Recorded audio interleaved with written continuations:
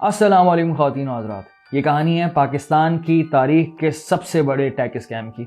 900 से ज़्यादा लोगों के साथ ये स्कैम हुआ है और ये तकरीबन 1 अरब 45 करोड़ से ऊपर का स्कैम है। ये स्कैम कैसे हुआ, क्यों हुआ और इसका क्या पॉसिबल सोल्यूशन है, आइए इस वीडियो में बात करते हैं। जिस दिन इस स्कैम की खबर मंजर-ए-आम पर आई तो मैंने अपने इंस्टाग्राम पर लोगों से पूछा कि आपका क्या ओपिनियन है स्कैम के हवाले से। तो बहुत सारे लोग स्पेशली इफेक्टिव्स मेरे डीएम्स में आ गए विद प्रूफ्स और साथ में फिर इतने सारे आर्टिकल्स आ गए। मैंने थोड़ी और वेरिफिकेशन की तो फेसबुक पर एक ग्रुप और पेज मिला जिसका नाम था पाकिस्तान पीसी गेमर्स पीपीजी।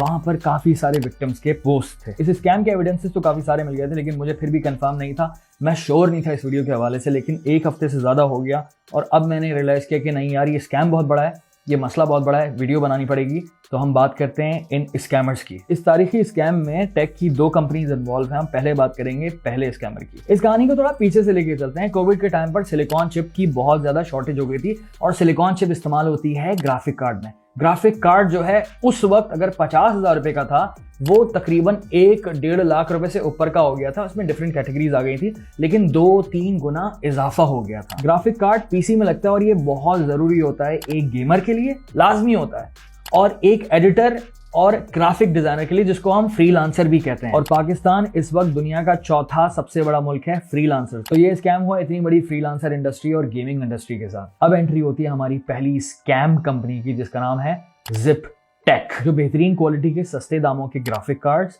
और PS5 बेचने के लिए काफी ज्यादा मशहूर हो गई थी। जिप टेक इतनी मशहूर हो गई थी कि जिस पीपीजी ग्रुप का मैंने आपसे जिक्र किया, उसके ऊपर तकरीबन 1.5 लाख से ऊपर फॉलोअर्स हैं ग्रुप और पेज पर। वो उस ग्रुप और पेज की ट्रस्टेड और वेरीफाइड सेलर बन गई थी। और इसकी सबसे बड़ी वजह ये थी कि 2-3 साल तक इन्होंने पूरी इंडस्ट्री को अच्छे प्राइस में और अच्छी क्वालिटी के ग्राफिक कार्ड्स बेचे। फिर होती है सिलिकॉन चिप की शॉर्टेज, ग्राफिक कार्ड की प्राइस बढ़ जाती है और PS5 आ जाता है मार्केट में, जो कि मार्केट में अवेलेबल ही नहीं है। और फिर जिप टेक ने एक बड़ी मजे की स्कीम निकाली और जो 2-3 साल का ट्रस्ट बन गया था गेमिंग इंडस्ट्री और फ्रीलांसिंग इंडस्ट्री का, उस ट्रस्ट को इस्तेमाल किया। और स्कीम ये थी कि भाई 1,60,000 वाला ग्राफिक कार्ड आप 1,20,000 में ले लें और 1.5 लाख वाला PS5 आप 1 लाख रुपए में ले लें। लेकिन उसकी एक शर्त थी कि आपने प्री बुकिंग करनी होगी और एडवांस पेमेंट देनी होगी 100%, और 3 से 4 महीने में आपका ग्राफिक कार्ड भी आपको मिल जाएगा और PS5 भी आपको मिल जाएगा। अब ये स्कीम पूरी पाकिस्तानी टेक इंडस्ट्री में बहुत ज्यादा वायरल हो गई थी और सबका बहुत ज्यादा इंटरेस्ट था, क्योंकि एक बहुत अच्छा नफा मिल रहा है। तो सब ने पैसे देना शुरू कर दिए, एडवांस बुकिंग। जिप टेक को पैसे किसने दिए? इंडिविजुअल गेमर्स और इंडिविजुअल फ्रीलांसर्स, क्योंकि जाहिर सी बात है फ्रीलांस काम कर रहे होते हैं, वो गेमिंग कर रहे होते हैं बच्चे, तो उनको सस्ती चीज चाहिए होती, बहुत अच्छा मौका था। दूसरे वो टीनेजर्स थे जिनको लगा कि अच्छी अपॉर्चुनिटी है, अब्बू से पैसे ले लेते हैं या अपने पैसे लगा लेते हैं, PS5 उठा लेते हैं ज्यादा 30% कम में, ग्राफिक कार्ड भी अच्छे प्राइस में मिल जाएंगे, तो सॉलिड प्रॉफिट होगा। और तीसरे वो थे जिन्होंने सबसे ज्यादा जिप टेक को पैसे दिए, वो थे रिटेलर्स। उन्होंने करोड़ों रुपए जिप टेक को दे दिए कि भाई ज्यादा क्वांटिटी में PS5 आएंगे तो ज्यादा क्वांटिटी में प्रॉफिट बनेगा। और जिप टेक को पहुंचने वाली total amount according to PPG group 50-60 crore रुपए से ज्यादा हो गई थी।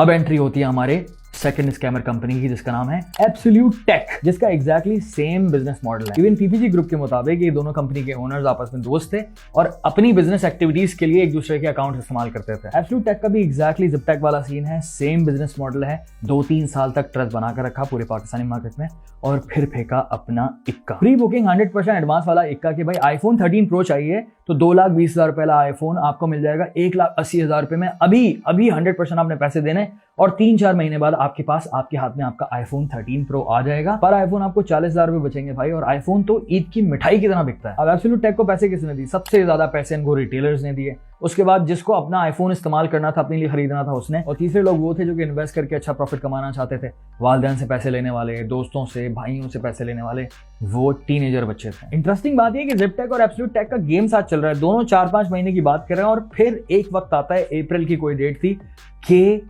दोनों के दोनों मैजिकली गायब हो जाते हैं।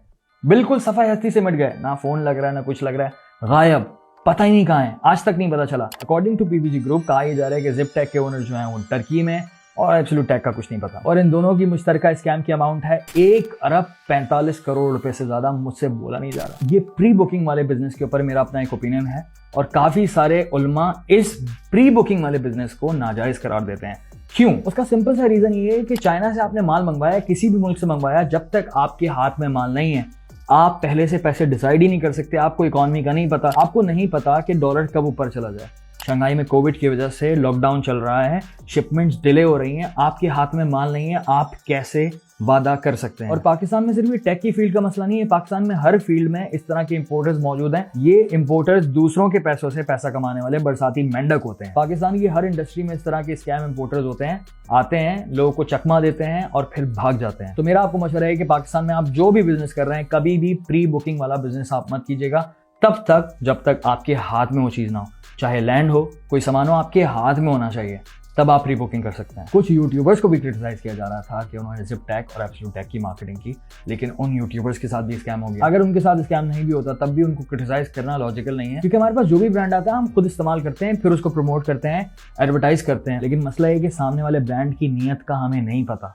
हमें नहीं पता कि आने वाले वक्त में कुछ टाइम बाद वो स्कैमर निकले, जिस तरह ZipTech और एब्सोल्यूट ने किया कि 3 साल तक उन्होंने ट्रस्ट बरकरार रखा, लोग मोहब्बत करने लगे उस ब्रांड से, और एंड में जाकर बड़ा चूना लगाया इन्होंने। जैसे कि ये पावर बैंक है, मैं इस्तेमाल कर रहा हूँ, मैंने प्रमोट कर दिया, लेकिन आने वाले वक्त में 1 साल में, 1 महीने में, 2 साल में ये पावर बैंक्स फटने लगे। तो इसमें हमारा क्या कसूर है? हमें उनकी क्वालिटी दिख रही है, नियत सिर्फ अल्लाह जानता है। इन दी एंड मेरी अपील है कि जितने भी विक्टिम्स हैं उनको जल्द अज जल्द इंसाफ मिलना चाहिए। सिंध हाई कोर्ट में मामला चल रहा है, केस चल रहा है, आई एम रियली ग्लैड। ये पाकिस्तान की तारीख का सबसे बड़ा टेक स्कैम है, पूरी इंडस्ट्री को बहुत बड़ा धचका लगा है, और मेरी हुकूमत पाकिस्तान से और तमाम इदारों से, स्पेशली सिंध हाई कोर्ट में केस चल रहा है, जुडिशरी से मेरी दरख्वास्त है कि जल्द अज जल्द तमाम विक्टिम्स को इंसाफ मिलना चाहिए, और इस किस्म का स्कैम किसी भी फील्ड में नहीं होना चाहिए। और जितने भी विक्टिम्स ये वीडियो देख रहे हैं उन सबको मैं एक बात कहना चाहूँगा, तवक्कलतु अलल्लाह का दामन आप मत छोड़ना।